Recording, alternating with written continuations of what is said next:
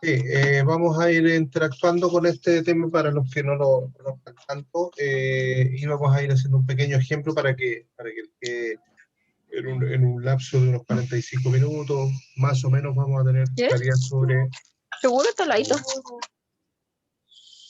sobre este tema. Bien, vamos a partir. Denme un segundito, por favor.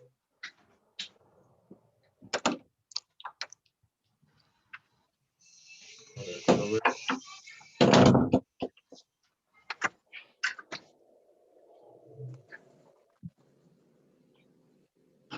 Ahí está.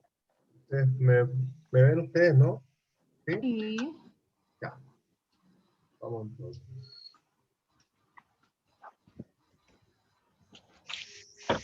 Vamos. Ya. Entonces, ahí está la presentación. ¿Ven la presentación o no? Sí, se ve. Sí. Perfecto. Bien, entonces les comentaba, Design Thinking es una nueva, digamos, tendencia, es una técnica, una metodología finalmente, que se apoya en diferentes herramientas para ir generando un proceso eh, digamos, de generación de ideas bastante más ordenado que lo que es tradicional. ¿Sí? Ahí. Vamos a ver algunas definiciones básicas. Vamos a ver en qué consiste.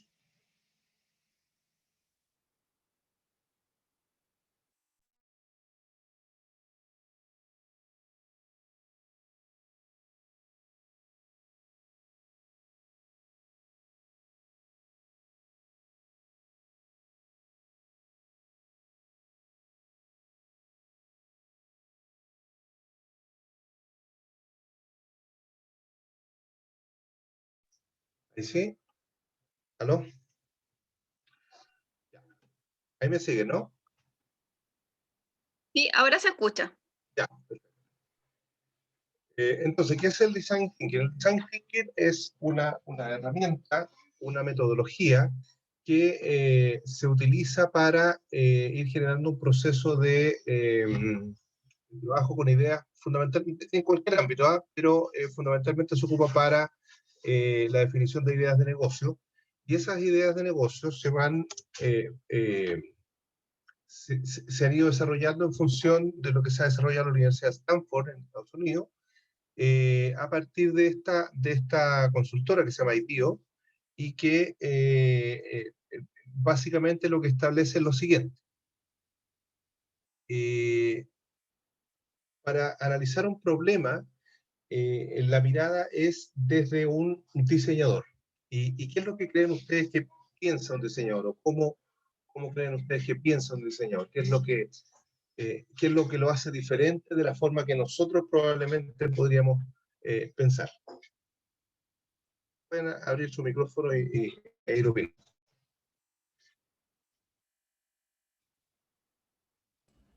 Yo me atrevería a decir que hay creatividad involucrada, ¿no? Uno piensa diseño y piensa al tiro en creatividad, ¿o no? Sí, bueno, puede ser creatividad, ¿no? Yo Ahí. creo que piensa también en cuál es el impacto que va a generar, en qué es lo que va a comunicar a través de cómo coloque los elementos dentro de una imagen. ¿Ya? ¿Y qué Eh, otra? Sí, yo ¿Sí? creo también que puede ser desde la sensibilidad, o sea, en el sentido de cómo le va, la cosa afectiva, cómo le llega, cómo las sensaciones que le va a llegar al producto más que el producto mismo. Tú dices desde una óptica más de empatía, tal vez, ¿cierto? De algo así, ¿no?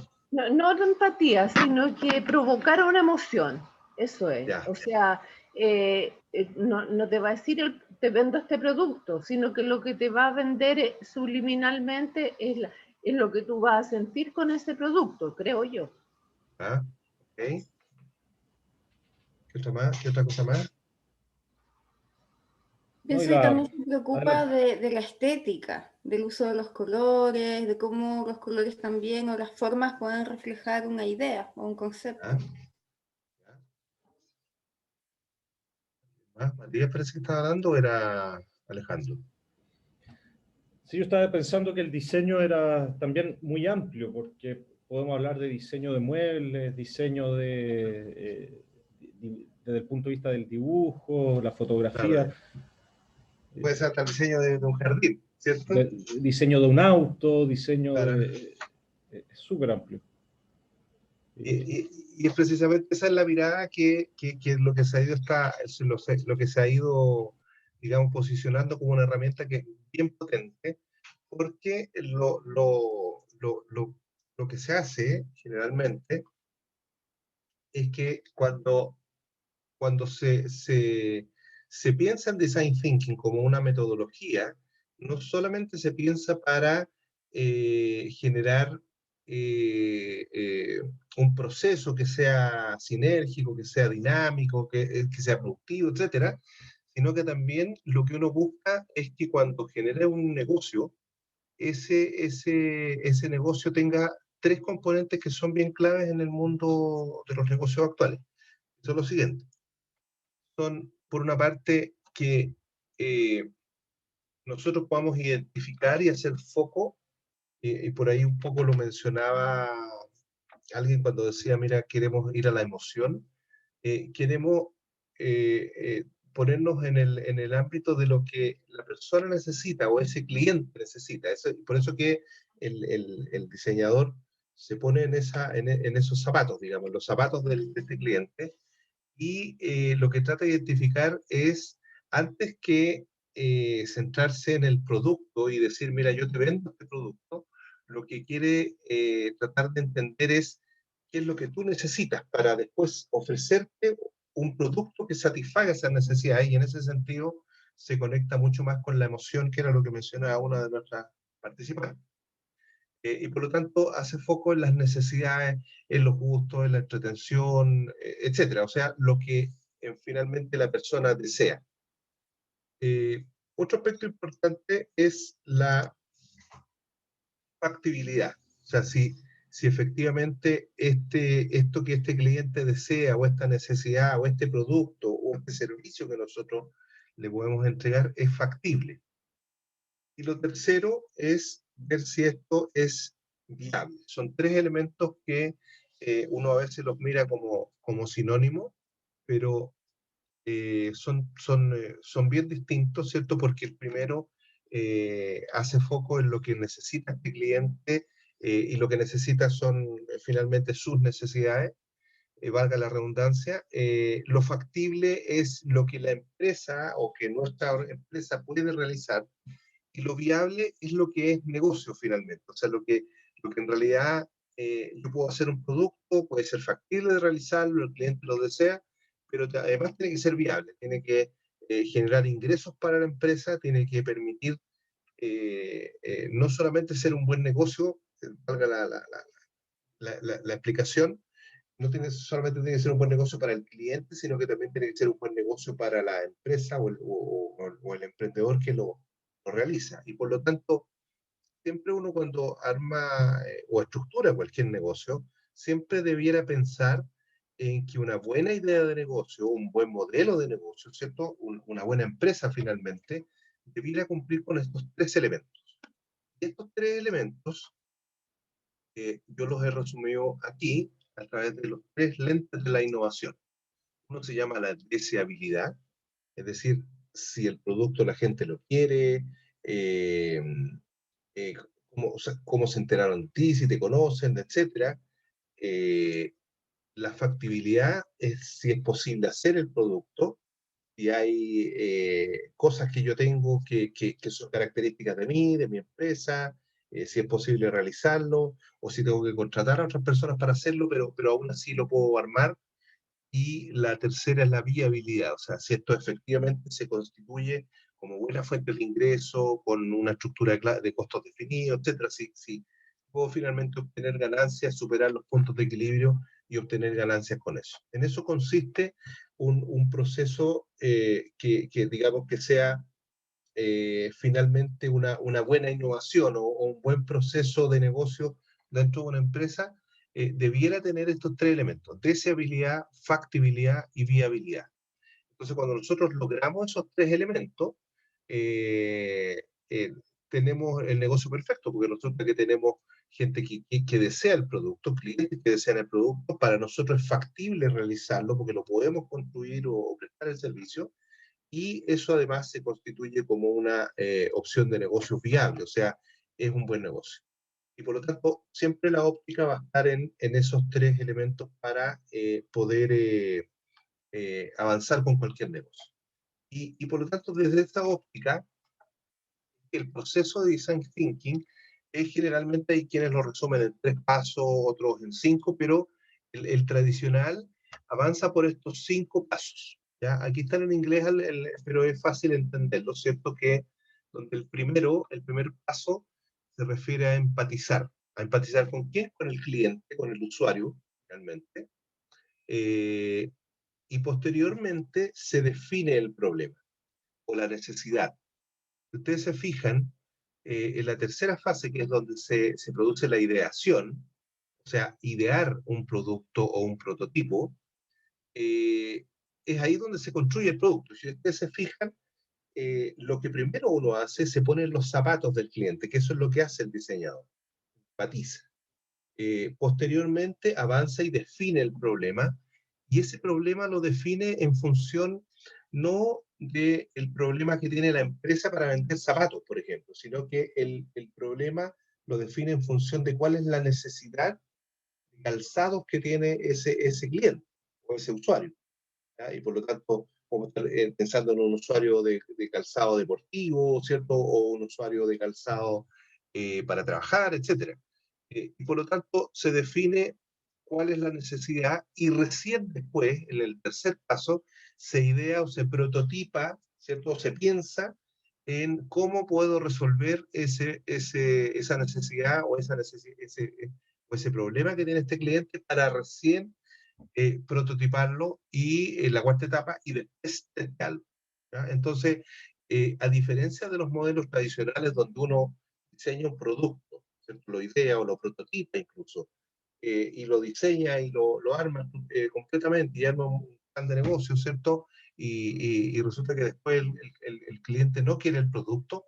En este caso, lo que hace es primero ponerse en el lugar del cliente y avanzar en estas etapas de forma sucesiva. Y cada una de ellas, si ustedes se fijan, cuando llega aquí en la zona del testeo final, ¿cierto? Yo lo testeo, lo pongo a prueba. Y esa puesta a prueba puede ser sacar a la venta el producto, o puede ser mostrárselo a los amigos, o puede ser lanzarlo por redes sociales a ver qué es lo que opina la gente. Hay distintas formas de testearlo. Pero de ese testeo, ojalá el test más potente, obviamente, que es el test de venta, o sea, poder monetizar esto, o sea, que alguien pague por este producto. Pero una vez que eso se produce, nosotros podemos ir sacando experiencias, redefinir los productos, redefinir la necesidad, mejorar los prototipos, etc. Por eso que esto es una imagen, ¿cierto?, que va mostrando que se puede ir siempre cambiando y siempre retornando al inicio y partir otra vez el proceso. ¿Ya? Pero para que hoy día lo conozcamos, vamos a ir avanzando básicamente en estas 5 partes que tiene este modelo. No sé si se entienden las 5 partes hasta el momento.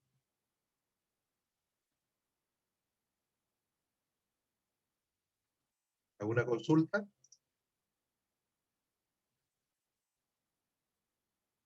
¿Escucha bien? Todo claro, hasta ahora. Ya, vamos. Digamos entonces. Mira, entonces, aquí está. El modelo de Design Thinking tiene estas etapas. Lo primero que vamos a hacer es ponernos en el lugar del cliente, entender su entorno, su necesidad, etc.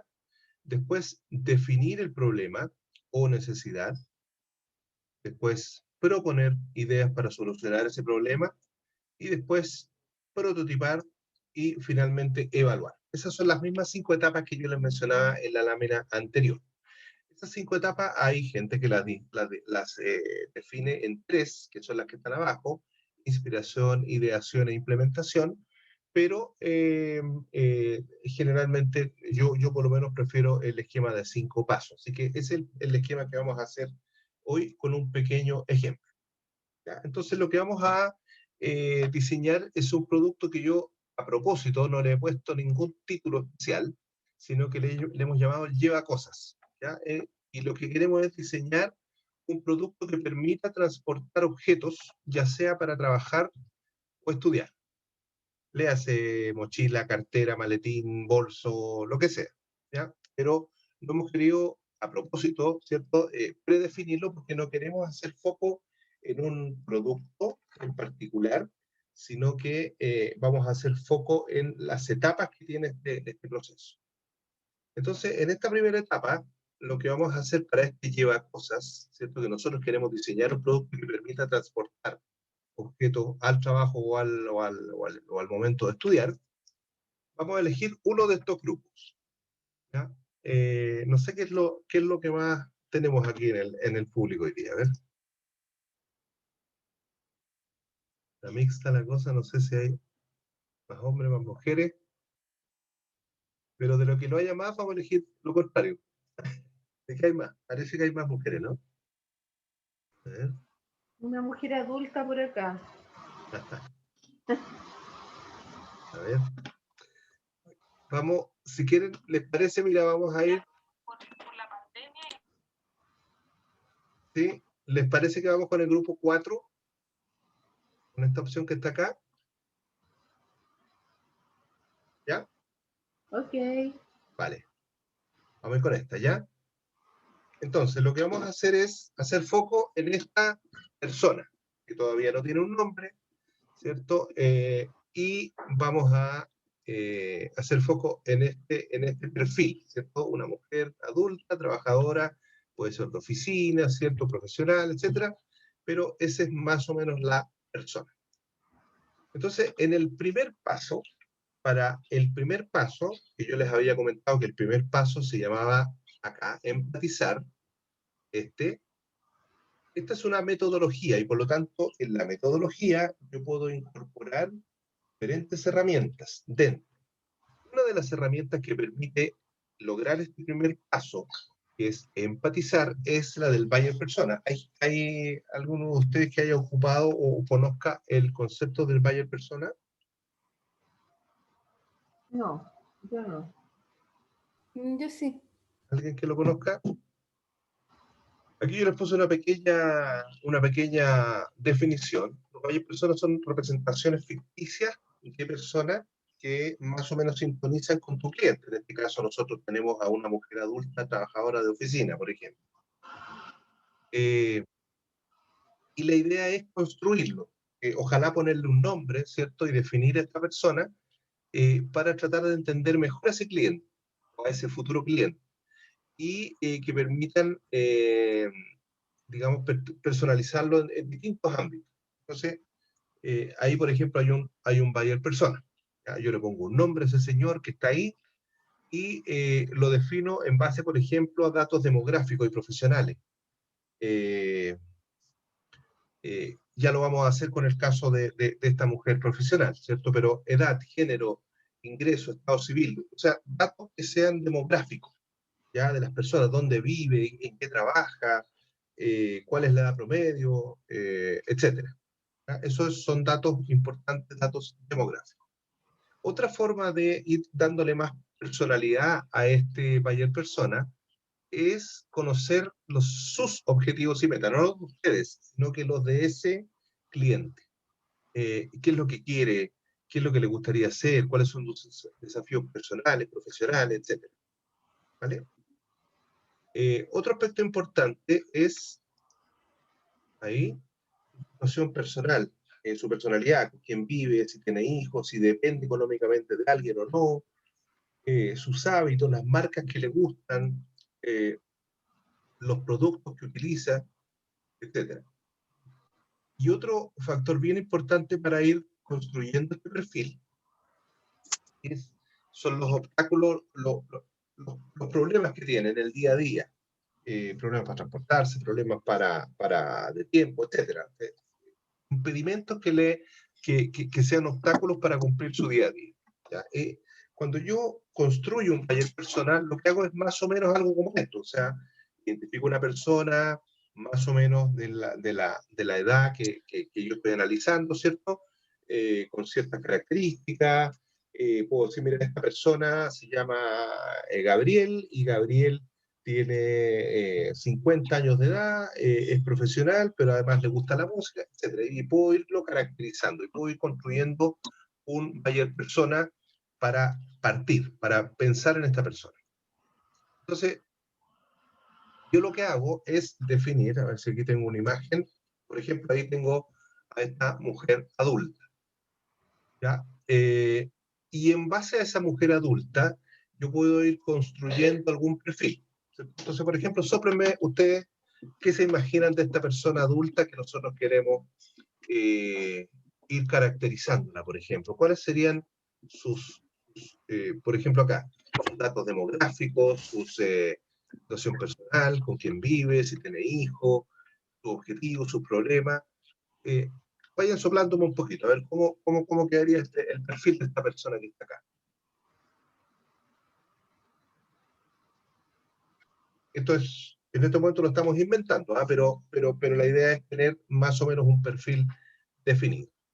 Quiero ser mujer de unos 35, 40 años, Ya. profesional, independiente económicamente. Ya, eso, 35, 40 años, profesional, independiente, lo voy a poner acá. Esto lo podemos ir haciendo composite, como sea más entretenido, ¿eh? Esta es la versión que la estoy haciendo aquí a lápiz yo, pero después, si tenemos tiempo otro día, podemos hacer uno que es más, se va pegando composite y ustedes los van trabajando, ¿vale? Independiente. ¿Qué otros objetivos y metas tiene, por ejemplo, de este profesional? Bueno, es Tiene casada, con hijos. casada, por ejemplo, hijos, y aquí voy a poner los hijos también. Tiene varios en el colegio, ¿cierto? Uno en el colegio, no creo que tenga muchos en la universidad todavía por la edad. Por la edad podrían ser adolescentes. Claro, adolescente, O un adolescente y uno muy pequeño también. claro. Eso puede ir en retos y problemas, lo de los adolescentes. Ya, también podría ser. También podría tener problemas ahí, ¿cierto? Objetivos y metas. Aquí, por ejemplo, hay metas personales, profesionales. A lo mejor se va a comprar una casa o se la compró, pero todavía no la termina de pagar, etcétera, ¿cierto? Está pagando dividendos. Claro, dividendos, etcétera. Ya, la idea es que ustedes vayan conformando un buyer persona, ojalá con una imagen donde vayan diciendo, mira, esta es la persona, se la traten de imaginar. Incluso ustedes pueden ir agregando, por ejemplo, cuáles son las marcas que les gustan, ¿ya? Si, por ejemplo, se estila mucho, por ejemplo, poniendo los logotipos de las marcas que usa esta persona. El auto, el celular, el lente, la ropa, o no, o si no le gustan las marcas, etcétera, o si son productos alternativos, o si fuera una persona, por ejemplo, que no es ejecutiva, sino que es una persona más de una vida más, no sé, pues más natural, etcétera. Aquí estamos conformando más o menos el perfil de una persona más o menos ejecutiva, por decirlo de alguna forma, ¿vale?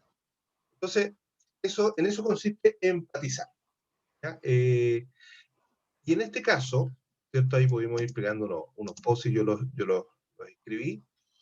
Este pequeño ejercicio yo siempre lo hago en unos 15 minutos, ahora lo hicimos rápido porque fuimos armando esto, pero esto más o menos sería el perfil, el buyer persona de esta mujer que nosotros queremos para venderle finalmente un producto que le permita llevar sus cosas, ¿cierto? Entonces lo primero es ponernos en los zapatos de esta persona. El segundo paso consiste en definir el problema, ¿ya? Entonces, para definir el problema, vamos a ocupar esta matriz que ayuda digamos, a especificar cuál es el problema sin hacer foco en el producto. O sea, no es que esta señora de la lámina anterior necesite una cartera, no. Nosotros vamos a pensar en esta clienta, esta usuaria, le podemos poner un nombre, ¿ya? Incluso le podemos poner un nombre. Vamos a poner Alicia. Alicia. Chuta, se me borró. Alicia. Entonces, si Alicia, vamos a tratar de ir poniendo en una sola línea, ¿ya? Necesita, ¿qué necesitará para efectos de este llevar cosas, digamos? ¿Qué es lo que necesita? Armemos más o menos una línea de ¿qué creen ustedes que necesita Alicia, dada la problemática que tenía acá? En términos de llevar estas cosas, transportar sus cosas. Necesita trabajo. comodidad, ¿Ya? Flexibilidad también. Ah, tiene que ser un verbo, ¿no? Dice ahí. Exacto. Eso es el verbo. Pero el verbo puede ser un poquito. Nosotros podemos decir, por ejemplo, transportar. Es lo lógico, ¿cierto? Porque necesita transportar cosas. Pero también necesita proteger. Por ejemplo, si esta persona fue una persona que viaja, probablemente necesita proteger, incluso, no sé, pues, magnéticamente, sus tarjetas de crédito, etcétera, dentro de los compartimentos, etcétera. Entonces puede ser un verbo, pero un verbo que tenga alguna justificación. Entonces, por ejemplo, necesita transportar, habíamos dicho, ¿cierto? Transportar, que es lo base, ¿cierto? Transportar. Habíamos dicho, agreguemos el apellido ahí, cómodamente. Alguien había dicho cómodamente. ¿Ya? ¿Y por qué? ¿Por qué podría necesitar transportar cómodamente sus cosas? Porque tiene dos Porque hijos y tiene que lo hace se siempre, mueve porque es con ellos. habitual, porque por alguna razón, digamos. ¿Cuál sería la razón para ti? Que necesite que su bolso, su cartera, lo que sea cómoda. Porque transporta muchas cosas, porque porque tiene mucha actividad. ya, por su variada actividad Claro, profesional, por decirlo así. sus múltiples ¿Ya? actividades, digamos, profesional y de los hijos y todo eso. Ya, profesional, hijos, voy a poner aquí. Otra fila, por ejemplo, algún otro que tenga alguna otra visión. ¿Qué podría necesitar en términos de un verbo esta señora? Pienso que también mantener ordenadas las cosas. ¿Ya? ¿Ya? Entonces, no solamente necesita transportar, sino que necesita tal vez organizar, podría ser. Sí, Organizar podría ser, ¿cierto? Porque, un poco por esto, por probablemente, la ¿cierto? Porque, versatilidad de sus actividades, por los distintos claro, roles que tiene. ya, versatilidad, ¿correcto? Esto no hay nada que esté bueno, nada que esté malo, ¿ah? Así que opine nomás, ¿ah? Por la versatilidad. ¿Qué otra cosa necesita Alicia? Necesita, por ejemplo, si Alicia fuera, no sé, pues, buzo que anda en el mar, probablemente necesitaría que su bolso fuera antiagua o se secara solo para que las cosas no se le mojen, no sé, ¿cierto? Pero en este caso, como tenemos un perfil, tenemos que necesita transportar cómodamente, también necesita organizar. ¿Qué otra cosa más necesita? Verse bien, ¿Eh? por ejemplo, verse bien por su Ya, trabajo y por donde anda haciendo sus actividades. ya, lucir bien, ¿cierto? Sí, ella. Ya, lucir bien. ¿Por qué? Porque por esta misma versatilidad, ¿cierto? Tiene diferentes como roles, ¿cierto? Y estos roles a veces tienen que ir con este bolso o lo que sea, que todavía no lo hemos definido, ¿cierto? Tiene que lucir bien, ya por los diversos.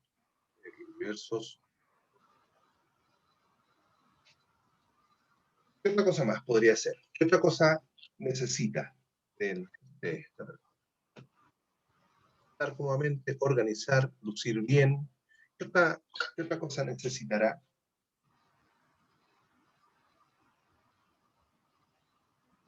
O soplar, por ejemplo, hay cosas, a veces hay seguridad, o necesita, por ejemplo, que los bolsos incluyan cargadores de celular o cosas así, ¿cierto? Para poner los dispositivos electrónicos, no sé. Entonces, puede ser... Sea resistente. ¿Ah? Que sea resistente, de buena calidad, no se rompa. No sé qué verbo podríamos asociar a eso. Seguridad, por ejemplo. ¿Ya? Seguridad o asegurar, digamos, proteger podría ser. ¿Cómo que habla proteger? Proteger. Porque usa dispositivos que son delicados. O incluso productos, a veces espejos, cosas dentro.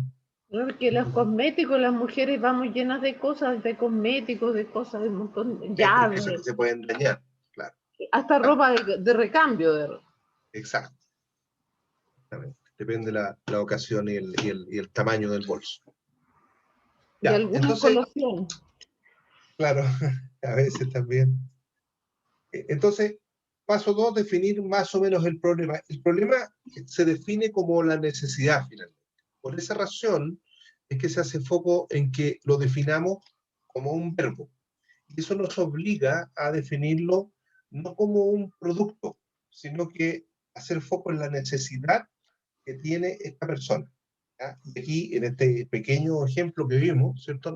Vimos que necesita transportar, necesita organizar, necesita verse bien, necesita proteger sus productos por las razones que están ahí presentadas, fundamentalmente por los roles, ¿cierto? Y la cantidad de cosas que tiene que llevar a los distintos lugares. ¿Ya? Entonces, en el paso 2 yo voy definiendo el problema, que es lo mismo para estos efectos que definir la necesidad. Paso 3. Aquí cuesta un poco más porque lo que tenemos que hacer es pensar en armar una frase que responda a lo que teníamos en la lámina anterior. ¿Ya? Por ejemplo, aquí tenemos un ejemplo. La familia Martínez necesita conectarse porque los momentos en familia son muy importantes. Ustedes se fijan que tenemos como esa línea en este caso. Y acá, en el caso del ejemplo que teníamos recién, era que Alicia necesita transportar, organizar, lucir bien, proteger sus aparatos, sus dispositivos, todo lo que porta hacia el trabajo o en el día a día, porque tiene muchos roles, porque tiene mucha actividad y usa diferentes dispositivos o artículos, ¿cierto? Que pueden ser incluso delicados. Entonces, ese es el problema y por lo tanto, en la tercera fase, en el tercer paso, lo que se hace o lo que nosotros planteamos es escribir una pregunta. Entonces, esa pregunta se escribe, esto en inglés, ustedes lo encuentran así. How might we? Y eso significa cómo podríamos. Esto es una técnica. ¿Cómo podríamos? Y consiste en podríamos. Consiste en hacer una pregunta abierta que trate de responder a lo que se planteó antes como necesidad. Entonces, por ejemplo, unamos este punto con el anterior. ¿Cómo podríamos dar, ¿cierto?, un producto que permita a Alicia transportar, organizar sus artículos para ejecutar los diferentes roles, por ejemplo? Entonces, si alguien se anima a armar una frase con esto que está acá, pero siempre poniendo antes el cómo podríamos. A ver, ¿cómo quedaría? Aquí, ¿cómo podríamos? ¿Quién se anima a lanzar una frase? A ver. Ya uno, ¿ah? No se amontonen.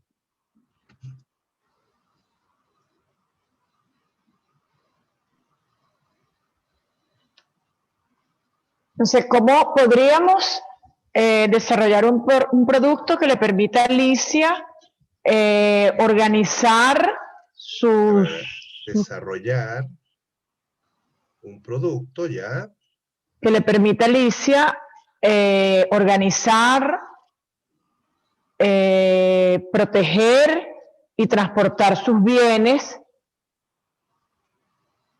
dada la versatilidad, dada todos los roles que ella tiene y que transporta productos delicados.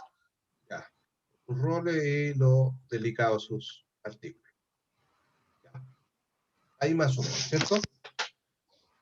Eso más o menos como un resumen, ¿cierto? Entonces, la pregunta es, ¿cómo podríamos desarrollar un producto que le permita a Alicia organizar, transportar, proteger y también verse bien para los diferentes roles que tiene que ejecutar? En eso consiste el paso 3, o sea, hacer una pregunta o hacer varias preguntas, no tiene por qué ser solo una pregunta. Y en eso consiste el proceso de ideación. Y ahora se toma y ustedes hacen un prototipo. Esto ustedes lo pueden hacer y trabajarlo, por ejemplo, en varios equipos, no solamente ustedes, sino que ustedes invitan a la gente que trabaja con ustedes, ¿cierto? A sus amigos, y definen, mira, vamos a separar 4 grupos de gente que esté pensando en eso y se elabora un prototipo. ¿En qué consiste un prototipo? ¿Alguien conoce en qué consiste un prototipo?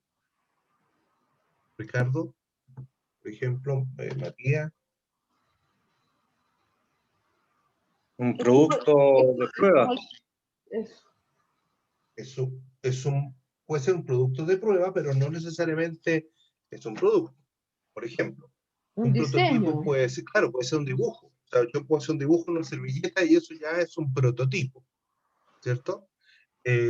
Puedo hacer un diseño, por ejemplo, un producto, una maqueta de cartón, y también eso es un prototipo.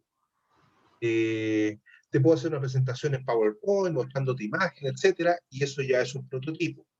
Entonces, generalmente los prototipos ayudan a que el cliente o quien posiblemente compre el producto se haga una idea bien del producto, ¿ya? Y ese prototipo, por ejemplo, ¿de qué podríamos hacer el prototipo? ¿De qué estamos pensando en este cómo podríamos que armamos recién? ¿En qué tipo de producto estamos pensando al momento de desarrollar un producto que le permita a Alicia organizar, transportar? ¿En qué está pensando cada uno? ¿En una cartera? ¿En un Una bolso? cartera tipo bolso. ¿Cómo?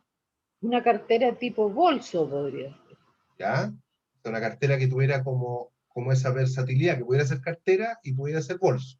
Claro, y como no tan una cartera de estas de cuero, así como no, una cosa firme, bonita. No tan Y que formal, tenga, dices tú. claro, y que tenga compartimiento. ¿Ya? ¿Ya? Una Eso, cosa eso, así. eso podría ser, ¿cierto? Entonces, cuando elaboramos un prototipo, tú ahí recién empiezas a pensar o a plasmar. Si tú te fijas, estamos en el paso 4. En el paso 4, tú dices que esto es una cartera. No, se me borró. Ahí sí. Cartera tipo bolso. O sea, tampoco es, o es como las dos cosas. ¿Ya? Claro, sirve como para... ¿Alguien más que señala otra característica? Yo estaba pensando en un bolso que tuviese compartimentos dentro, pero que además fuera expandible, que en el diseño, en el fondo, pudiese a veces ser un poco más grande y otras veces menos para mantener, en el fondo, ser más versátil y verse bonito siempre. ¿Ya? ¿Qué otra forma de mentalmente irle dando forma a este producto? Pregunta a los hombres a ver qué se les ocurre. Cartera, bolso con compartimento. Que tuviera un dispositivo con ruedas para que cuando lleva mucho peso poder rodarlo. Ya, vale, con ruedas, por ejemplo. Y pueda personalizarlo con distintas cosas.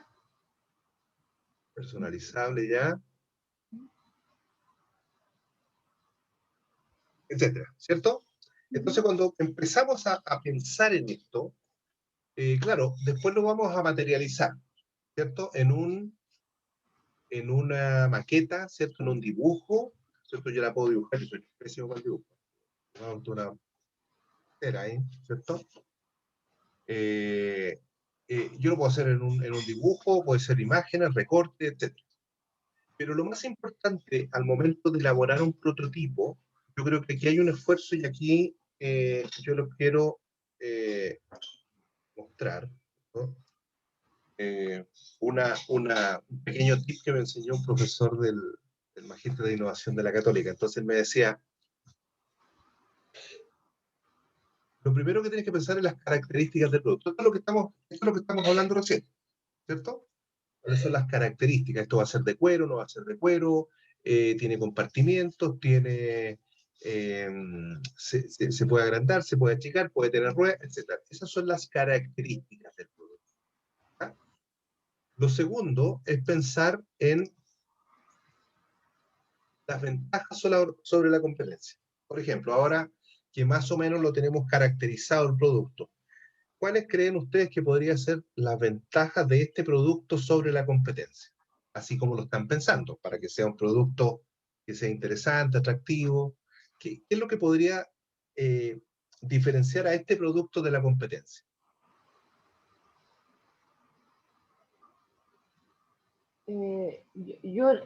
Yendo a la misma idea que tenía antes de personalizarlo, que pudiera cambiarse esa personalización de acuerdo a si va a la oficina o si después sale del trabajo y va a una cena.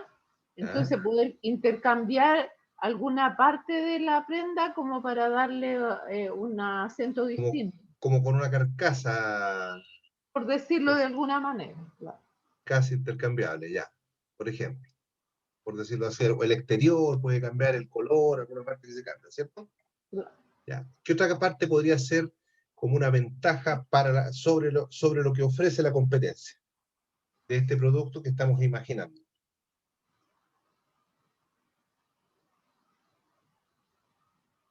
¿Otra cosa más? ¿Ocurre? Estamos haciendo dijo la foco. persona de expandible también es una ventaja adicional. Ya, que sea, ¿cómo se llama esto? Bueno, expandible, no me acuerdo la palabra correcta. Expandible. ¿Ya? Ok, esas serían como las ventajas sobre la competencia. Pero lo tercero y lo más potente de cuando yo elaboro un prototipo es también después pensar en qué es no la ventaja sobre la competencia, sino que los beneficios para este cliente, que finalmente son lo que Alicia más le apremiaba. ¿Cuáles serían los beneficios para este usuario de usar este bolso cartera y no los otros? Para el cliente. ¿Ah? Versatilidad. ¿Ya? Versatilidad.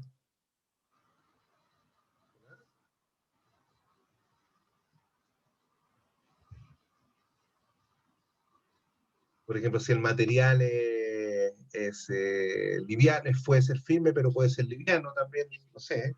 Y eso hace que sea cómodo, ¿cierto? Que era un poco lo que habíamos visto, habíamos comenzado. Puede ser comodidad. Esto de las ruedas, por ejemplo, le permite transportar mucho peso, ¿cierto? Porque si tiene ruedas es porque puede soportar cosas que sean muy pesadas de andarlo trayendo aquí en el hombro. Por lo tanto, la capacidad, ¿cierto?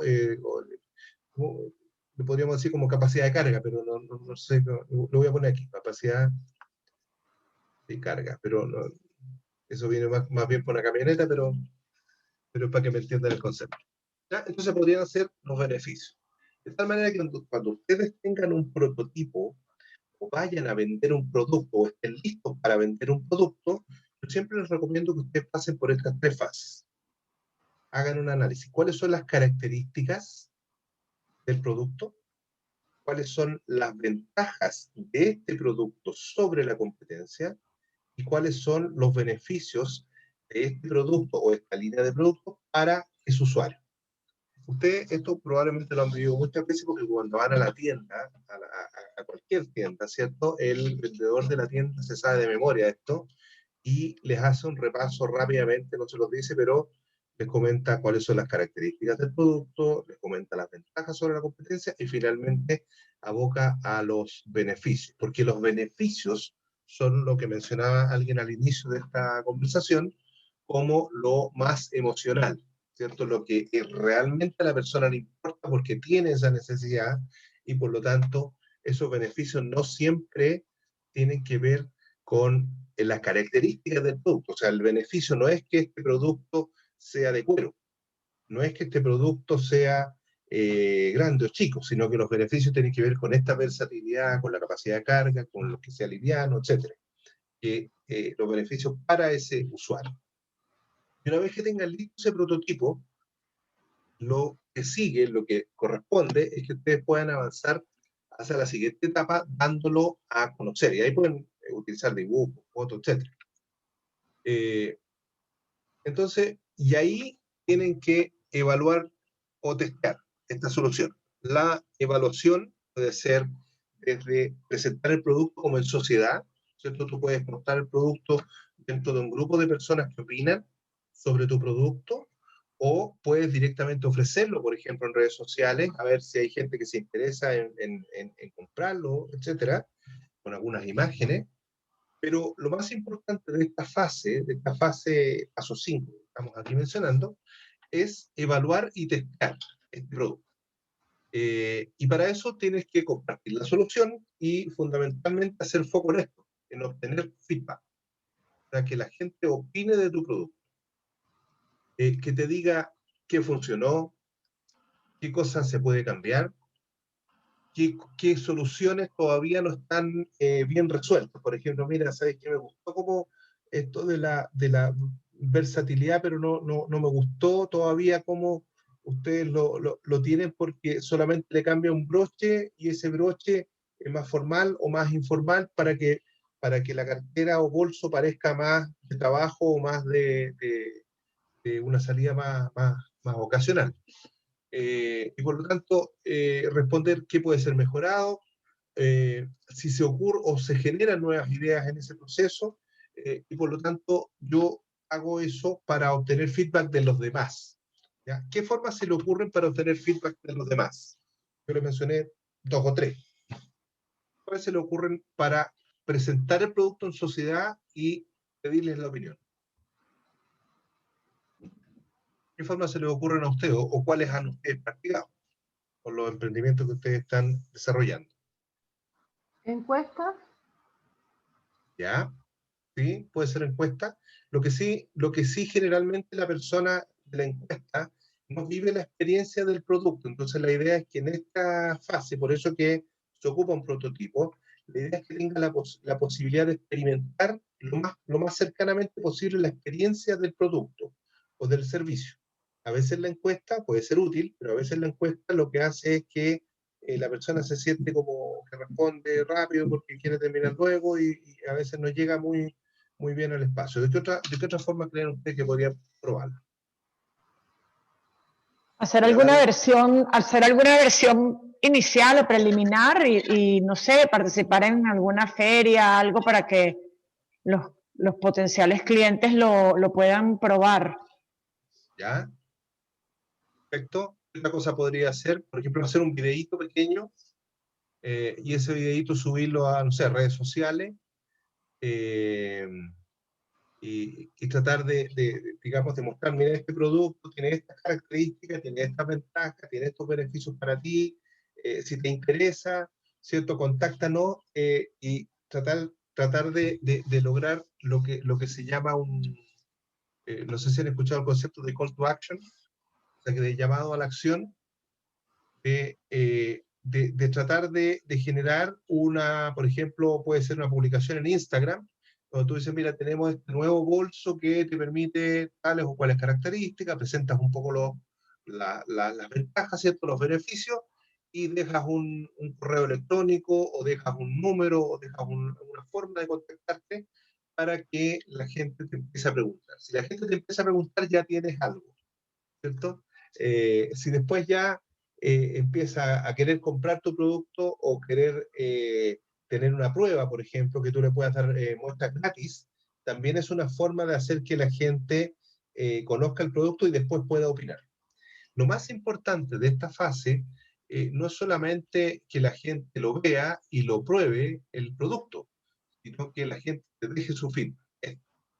Esto es lo más importante. O sea, que la persona, a través de una encuesta, a través de una conversación, a través de comentarios que te dejan en las redes sociales, tú puedes nutrirte de eso para detectar qué cosa funcionó, qué puede ser mejorado, qué cosas todavía el producto o solución no resuelve, si hay otras ideas mejores, o a lo mejor, por ejemplo, mira, a ti se te ocurrió un bolso, pero también puede ser una cartera, también puede ser una mochila para un estilo más, no sé, deportivo, etc. Entonces, eso se puede ir pensando, y al momento de que llegue a esta fase, que es la fase final, esa fase está acá, que es la fase del test, de esta evaluación, nosotros poder sacar esta experiencia de tal manera que podamos aprender de los usuarios por medio de las pruebas que se realizaron, que estas pruebas, por ejemplo, a veces arrojan problemas que todavía no están resueltos, y por lo tanto el problema habría que redefinirlo. Entonces habría que volver acá para idear otra vez, ¿cierto? Para generar otro prototipo, hasta testarlo otra vez. Entonces la idea es que este proceso sea cíclico. No nos quedemos solamente con que esto es lineal, que vamos del empatizar al testear, sino que una vez que testea, podemos volver otra vez a empatizar nuevamente con el usuario, o redefinir el problema para posiblemente idear nuevas soluciones o mejorar los prototipos hasta que lo vamos haciendo mucho mejor. Esto, por ejemplo, cuando nosotros hacemos cosas de cocina o pizza, es muy fácil, porque tú dices, oye, ¿te gustó la pizza? Sí, pero yo le sacaría esto y le pondría piña. Ok, entonces tú haces otra versión, ya que tiene piña y tiene sabores más tropicales, etcétera. Entonces, en función de eso, que tú vas testando el producto varias veces hasta que tú llegas con este producto que varias personas han opinado, has obtenido ese feedback, y en la medida que tú vas obteniendo ese feedback, vas logrando esto, vas logrando la deseabilidad, vas logrando y detectando de mejor forma, de qué forma tú lo puedes hacer para hacerlo factible, y lo más importante es que puedas pensarlo como algo que pueda ser viable, de tal manera que tú siempre vas testeando y vas logrando esta conexión para que cuando saques este producto puedas sacarlo al mercado, iterarlo cuantas veces sea necesario para que después, cuando lo saques, sea un producto que esté en el fondo probado, ¿ya? Que sea exitoso. Es lo mismo que hacen, por ejemplo, no sé, un humorista cuando hace una rutina, la prueba en escenarios pequeños, agregando cosas, sacando cosas, hasta que tiene una rutina más o menos probada, ahí recién la lleva al Festival de Viña, por ejemplo, ¿ya? Y eso es un proceso que se va haciendo de forma iterativa, ¿cierto? Se va corrigiendo en cada periodo. Así que en eso consiste básicamente el modelo de Design Thinking, que pasa por estos 5 pasos, pero que tiene un proceso de iteración que puede ser siempre mejorado, siempre cambiado, y yo le puedo ir agregando elementos para ir mejorando la percepción que se tenga sobre mi producto. Bien, entonces hay consultas. Sí, mira, yo tengo un par de preguntas. Lo primero, por ejemplo, cuando tu producto está orientado a empresas, o sea, estás en un negocio de B2B, ¿Sí? ¿cómo sería en ese caso la definición del buyer person? O sea, ¿quién sería el buyer person? Si al final es una empresa o es una persona de la empresa que toma la decisión de comprarte. No sé cómo... Ya. En ese caso, aquí nosotros empatizamos, y por eso lo puse aquí en lugar del cliente, con quien toma la decisión. Ok. ¿Ya? ¿Quién toma la decisión en la empresa, por ejemplo? No sé, pues, si tú vendes computadores, ¿quién va a tomar la decisión de comprar los computadores? ¿O quiénes van a participar del proceso de toma de decisión de la compra de computadores? Si bien probablemente el gerente general o el gerente de adquisiciones va a hacer la compra, probablemente la gente de operaciones, ¿cierto? La gente de informática va a opinar, etcétera. Entonces hay que tratar de pensar, por eso que se llama buyer persona, porque siempre es una persona, independiente de que esto sea B2B o B2C, ¿cierto? Siempre es esa persona la que te va a comprar y por lo tanto hay que ponerse en el lugar de ese tomador de decisiones. ¿Ya? Y en función de la necesidad o el problema que tenga ese tomador de decisiones, es que nosotros vamos a ir definiendo de mejor forma nuestro producto, nuestro servicio. Pero es hacer foco en la persona que toma la decisión. Ok. Y la otra cosa, ¿cuál es la diferencia entre este proceso de design thinking y esa metodología que es el Lean Startup, creo que se llama, Lean Startup? Lean Startup. Lean, a ver, la metodología Lean, toda la metodología Lean Startup, yo diría que es el punto de partida de el pensamiento iterativo, por decirlo de alguna forma. Esta lógica de partir, probar, testear, ¿cierto? Esa es la misma lógica de muchas de estas metodologías. Design Thinking en particular se apoya en un proceso que es básicamente para la zona de la ideación, la parte inicial. Y tiene este ciclo, ¿cierto? Este ciclo de iteración lo tiene incorporado acá, es lo mismo que te mostraba. Por lo tanto, siempre va testeando, prototipando y así lo va cambiando. La idea es que esto después va evolucionando y tú cambias de metodología y después ya defines un modelo de negocio. Y ese modelo de negocio es el que va nuevamente probando, testeando, iterando, ¿cierto? Pero la base en el sentido de esta lógica de ir cambiando, ir de menos a más, lo dio, digamos, este modelo de Lean Startup, ¿cierto? Que es como la Biblia para todos los que hacen procesos iterativos, pero en este caso en particular, esta es una metodología para, digamos, ponerse en los zapatos del consumidor o del usuario y proponer ideas de negocio que tengan estas características, que sean factibles, que sean viables, que sean deseables. ¿Ya? Y por lo tanto, esta parte que nosotros hemos visto hoy de Design Thinking es una parte inicial de todo un gran abanico de herramientas que existen, ¿no? De metodologías, pero que tienen como sustento este espíritu del Lean Startup, de esta iteración. O sea que partimos chiquitito, ¿cierto? Probamos, medimos y después vamos mejorando. Siempre todos tienen tú lo encuentras similar porque efectivamente en su ADN tiene en el fondo el concepto de Lean Startup. ¿Ya? Pero no son iguales. El otro es un proceso más general y este es un proceso más particular, de una parte del proceso.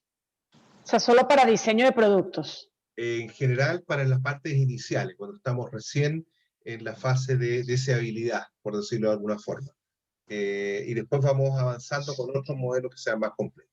¿Ya? Pero siempre con esa forma de funcionar, que es iterativa. Avanza por fase y después vuelve al punto de partida. ¿Cierto? Se va produciendo una mejora continua. Ok, gracias. ¿Ya? No sé si hay alguna otra duda, muchachos.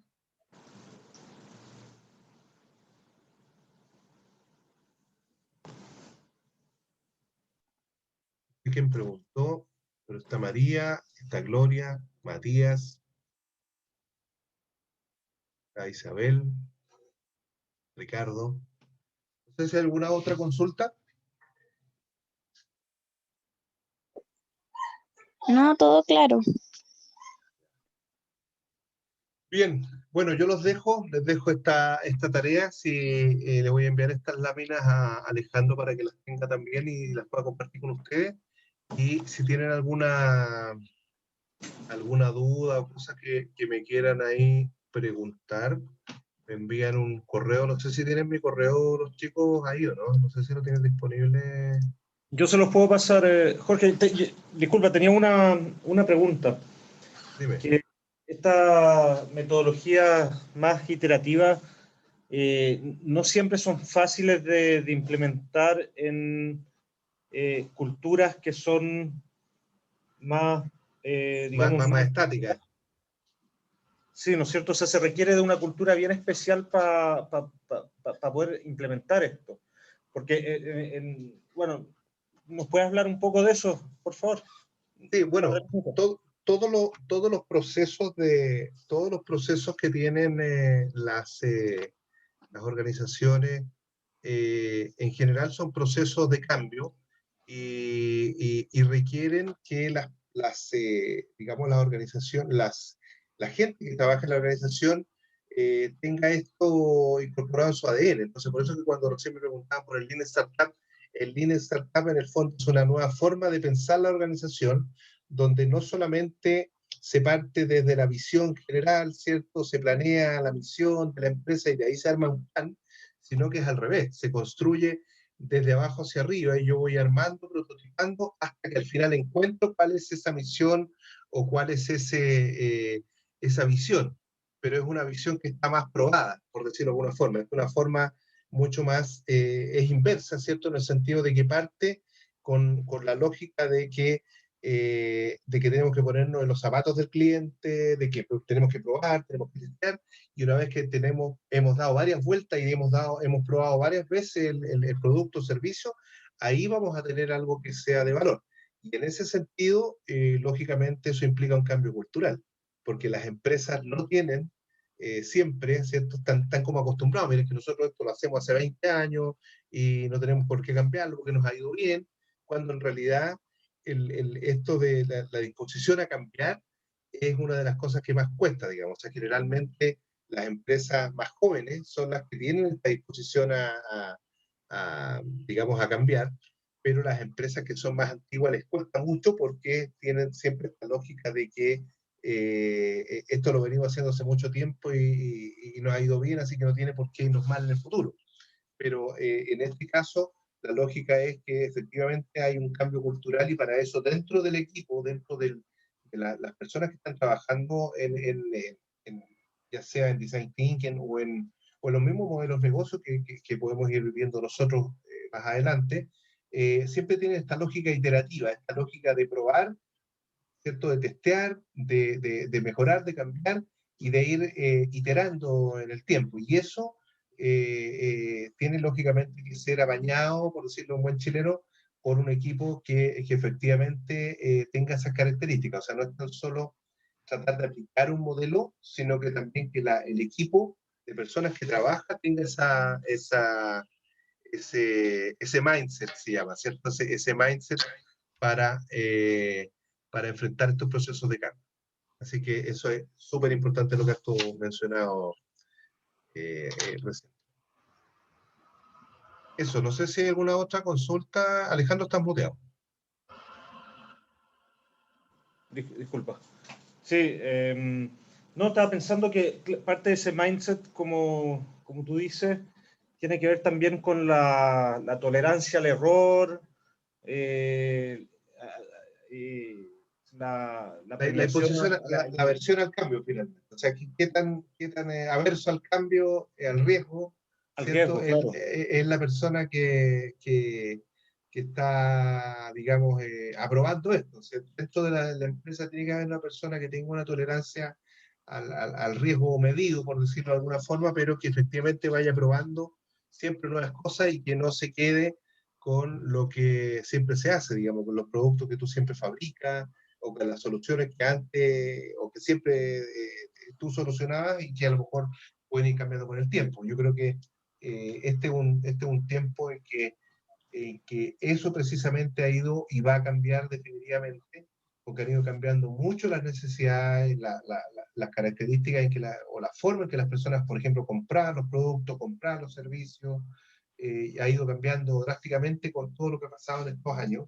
Han habido cambios, digamos, ambientales, por decirlo así, muy potentes, y eso hace que la persona que está en la organización debiera tener esa capacidad de entender el entorno de una forma, de entender que el entorno cambió y estar dispuesto a hacer cambios para adaptarse mejor a ese entorno, porque no va a ser posible en muchos de los rubros en los que nosotros trabajamos, no va a ser posible retornar a la normalidad, aunque mañana la vacuna nos sane a todos, digamos.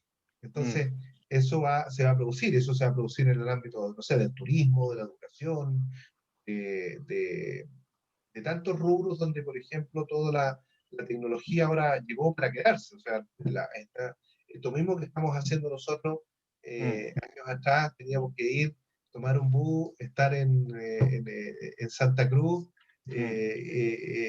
y podíamos hacer una sola charla. Hoy día podemos hacer, en 5 horas, podemos hacer varias charlas en distintos lugares sin ningún problema, digamos. Entonces, eso es un cambio del entorno que efectivamente requiere que las personas que estén dentro de las empresas estén dispuestas a hacer ese cambio, estén dispuestas a dar ese paso hacia adelante.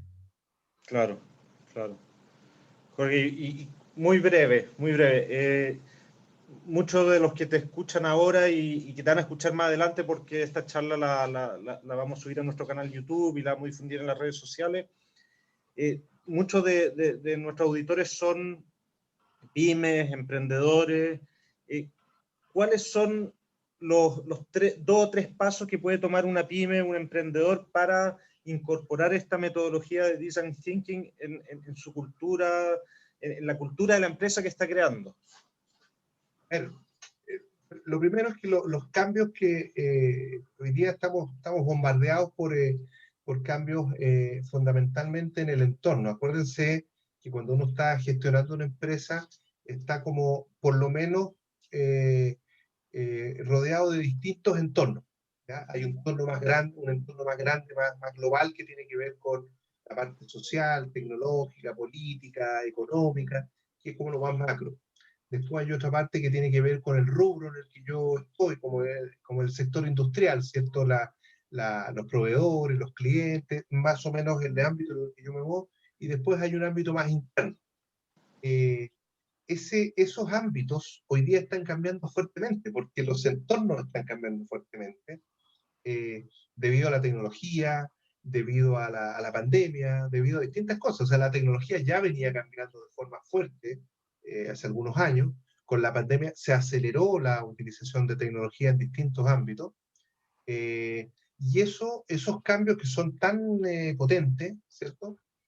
Siempre requieren de una adaptación, pero en este caso particular, lógicamente vamos a requerir de una capacidad de adaptación muy rápida a esos cambios, de lectura de esos cambios, primero, de lectura de esos cambios, de cómo nos impactan. Segundo, adaptación a esos cambios.